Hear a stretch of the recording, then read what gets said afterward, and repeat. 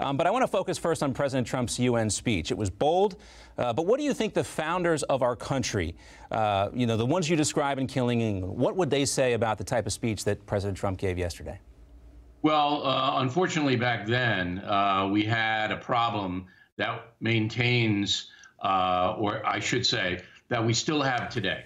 So we had a deep division in the way politicians looked at the world.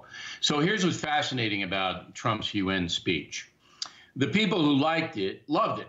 Netanyahu said it was the best speech he ever heard at the UN. Wall Street Journal liked it, all of that. People who hated it pretty much don't like Trump. So it wasn't about the speech. It again goes back to Trump. But here's what struck me, John, and I'll be interested to hear if it struck you as well.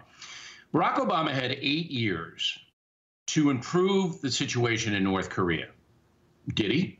No. The answer is no. Absolutely not. All right. Hillary Clinton, Secretary of State. John Kerry, Secretary of State. 8 years to improve it, not solve it, improve it. What happened? Got worse. So now we have Hillary Clinton on the Colbert Show slamming the Trump speech and John Kerry slamming it as well. I'm saying, you know what? When you're the manager of a baseball team that comes in last place for 8 years, and then somebody tries something different when you're gone and you're criticizing them, you're laughed at. We all watched Hillary Clinton's reaction to the speech. She was on late night TV last night.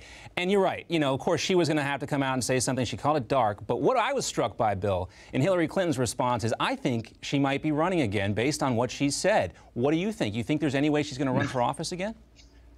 Look, if she could, she would, but the Democratic Party's never going to put her up. I just think she's so out of touch, she might still think in her mind that she can run for office. But it's not going to happen. I mean, Andrew Cuomo is the front runner for the Democratic nomination in 2020, the governor of New York.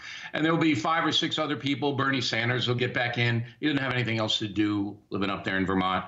But the Democratic Party has had it with the Clintons, so that's not going to happen.